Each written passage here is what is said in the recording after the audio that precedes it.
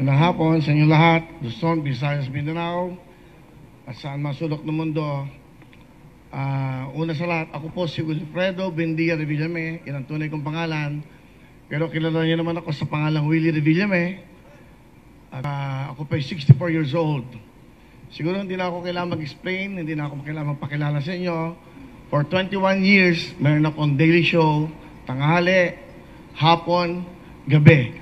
So, kumbaga, naging parte na ako ng buhay ng mga Pilipino, lalo-lalo na po yung mga nanay, tatay, lolo, lola, yung household. Lang ho, at nandito ako ngayon. In fact, meron akong live show ngayon, nagpaalam muna ako. Ang alam ko, naka-feed kami ngayon sa TV5, naka-feed ho kami ngayon sa show, at yung mga nanonood ngayon doon, nagpaalam muna ako, sigurado nagsisigawan ngayon doon yon, at wala ako, walang kantahan, walang sayawan, walang hepe-poray muna, walang putukan, at walang Wheel of Fortune. Pero, may mas malaking hangarin at may mas malaking plano para sa bawat Pilipino.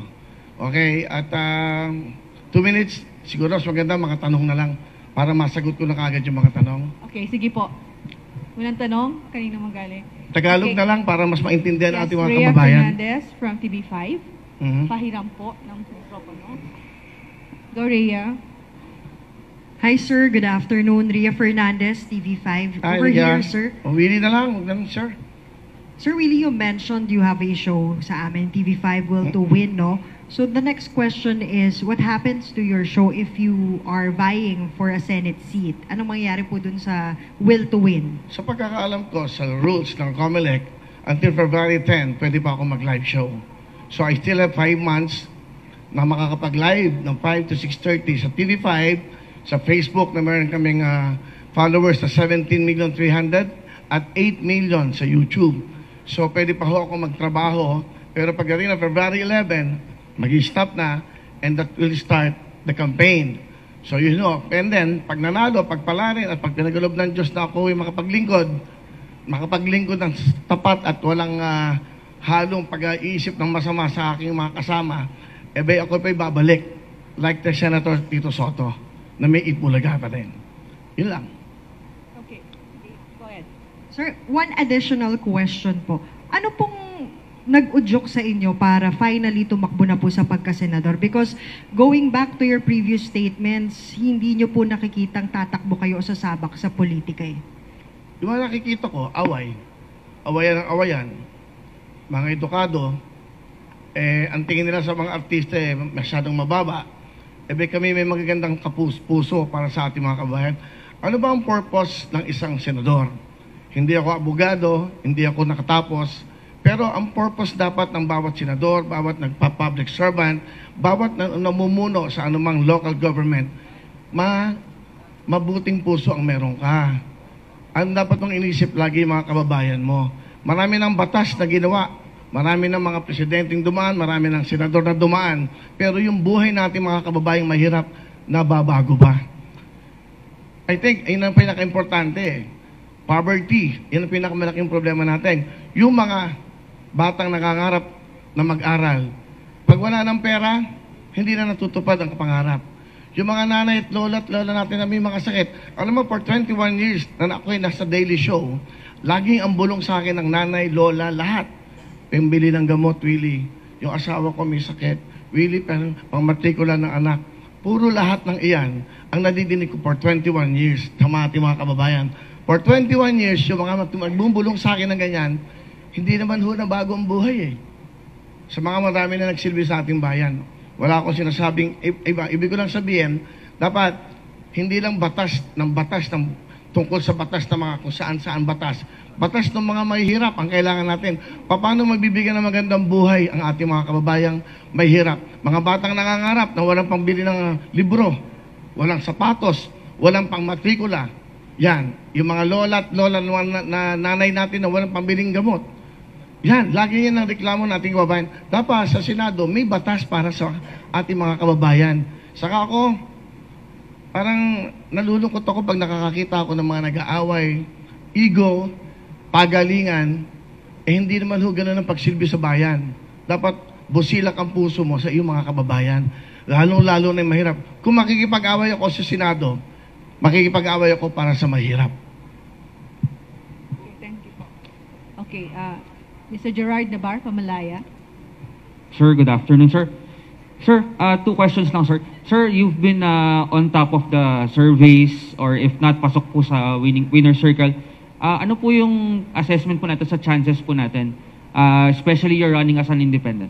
Well, hindi ako pwedeng mag-desisyon yan. I cannot assess dahil yung publiko yan ay mga tao. Mararamdaman mo lang. Saka, I also have my decision kung talagang hindi ako pumapasok sa top 12 o ano, and I will withdraw. Simple lang naman. Ibig sabihin, baka hindi ako gusto ng tao for this privilege na maging senador. I can just come back in my show. Pwede naman gano'n eh. Ang hangaran ka naman dito yun nga, makatulong talaga. Saka makagawa ng kabutihan. Makagawa ng batas. Makagawa ng batas sa ating mga kababayan. Kung nadidinig nyo lang araw-araw ang bulong sa akin ng bawat mahihirap, dudugo ang puso mo.